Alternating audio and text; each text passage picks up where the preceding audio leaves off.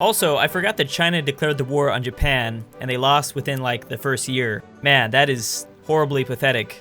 Of course, not as pathetic as this beard I'm trying to grow on my face. So what if Hitler was just focused on spreading fascism as an ideology instead of causing World War II? Today, I'm gonna try to play this game like the Cold War, except it's not really gonna go that well.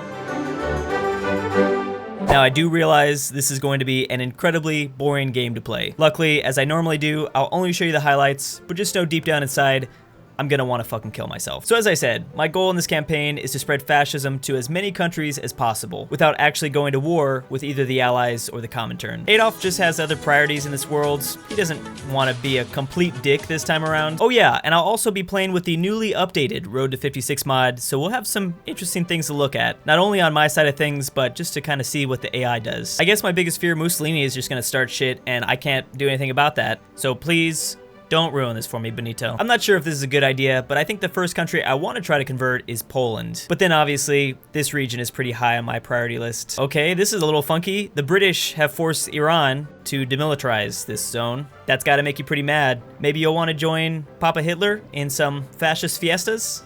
I don't know why I'm speaking Spanish to you. That was just the first thing that popped in my head. So obviously, if this is a Cold War, we're gonna have a ton of proxy conflicts. So yeah, Franco, don't worry, I got you. This feels kind of weird, but political power is like the only thing I care about in this video, because I'm now in 8 different countries trying to spread my ideology. I know this is kind of weird since nobody has nuclear technology, so it's not really the same way it worked in the Cold War, but I don't know, maybe the Nazis realized they couldn't win a full-on world war. Oh my god. Well, I definitely wasn't expecting that. Damn, Oswald, you are one sexy man. I've got one of those fascist boners going on. Now, I was boosting popularity, but I think I just got lucky with the fact that they decided to go down an interesting part of their focus tree. I had no idea they visited us. I think, unfortunately, France might just be a lost cause. They could be going communism. Awesome. Here's also some pretty good news for our Cold War. And here's our first real conflict. Speaking of China, though, I have thought about maybe doing some stuff in their government as well. I mean, there's a chance Hirohito might not even go to war with them, so maybe we could try it. I should probably just befriend Czechoslovakia in this scenario, right? I think that's what we'll do. Oh, yep, there goes Poland. They've formed their own faction. But luckily, the Allies have disbanded. So that is fantastic. I was really not expecting something like this. Okay, so China declared war on Japan.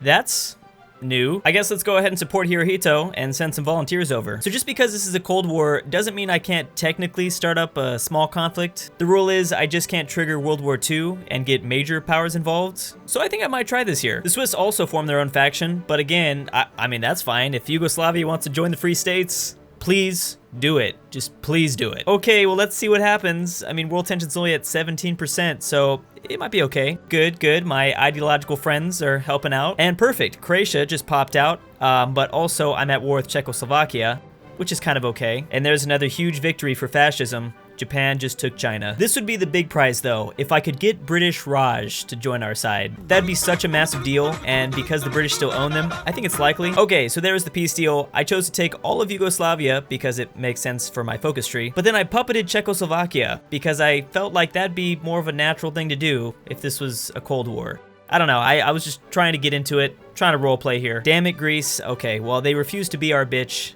That's unfortunate. Could I possibly declare one more war without things getting too crazy? But then again, is it even necessary? I mean, they're already almost fascist. I've been working on boosting their ideology since the very beginning. I think we'll leave them alone. Oh boy, okay, this could be a problem. Romania, can you back off? I can't get them in the Axis just yet because world tension isn't high enough, but that's not necessarily what we're trying to do anyways. Well, there they go. I guess we'll just have to deal with it. Also, France just went communist, which means our Cold War is basically between the Axis and the Comintern. But then again, the New World's probably gonna stay democratic because the US is doing their stuff here. Maybe I could try to grab Brazil. I don't know if it's too late. I think why not? Here's our current axis so far, even though I'm not really worried about getting people into our faction. Also, I forgot that China declared the war on Japan, and they lost within like the first year. Man, that is horribly pathetic.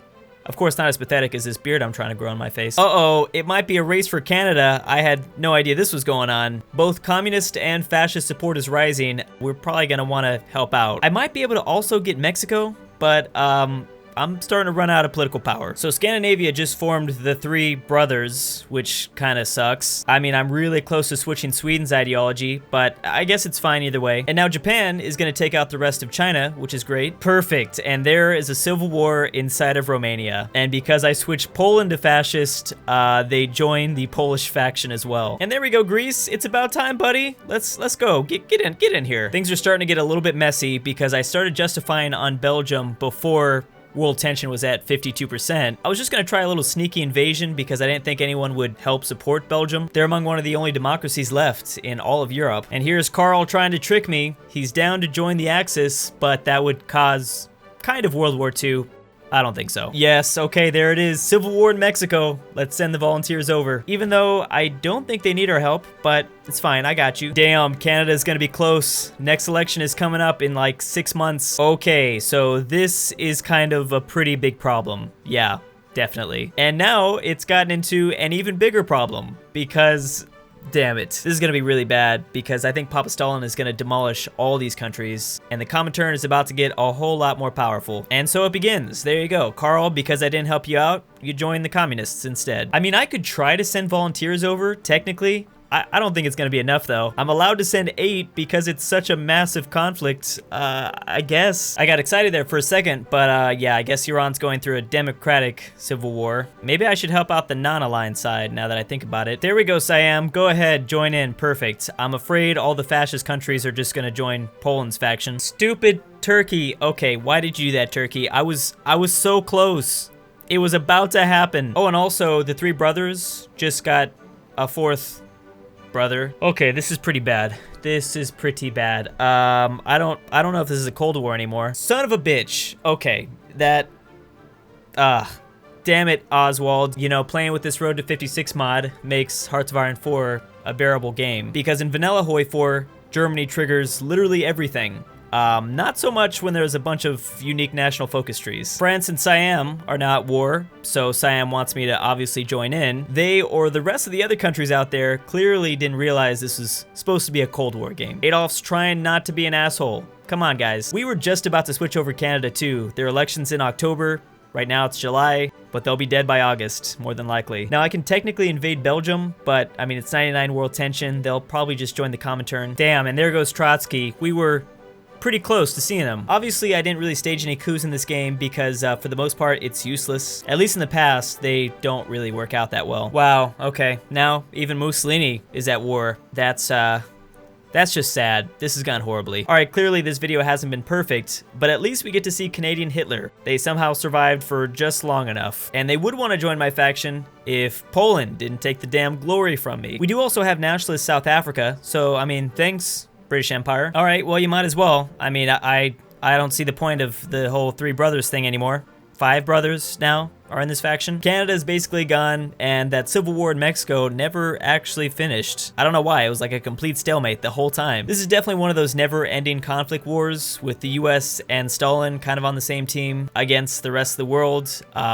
Well, you know, except for me, because I'm an idiot. I did end up changing a ton of countries to go fascist. It was kind of out of luck, though. I mean, the British Empire really helped out a lot. So even though this eventually escalated to a hot war, we started off pretty cold, and I mean, that's all I basically wanted to do. Okay, so real quick, I tried again, this time by dismantling that Polish faction. As you can see, they were gonna be invaded by the Soviet Union basically no matter what, and when they tried to join the Axis, I said, nah, dude, get out of here. So then they joined the French Entente, which is okay, I guess. I mean, it's not a world war. Karl once again joined the Comintern, which means he was saved and fascist Romania didn't pop up. And then, as you can see, the British still declared war on the US. Although, whoa, they're taking Disney World. All right, that's a massive success. So it looks like the only way you'd be able to do a game like this is if you dismantled all factions or if you only allowed the first 3 starting ones. I mean, because you know what? I was going to let fascist Poland fall and just cut my losses. It would have been fine. I mean, sorry, dude, but that's Cold War strategy.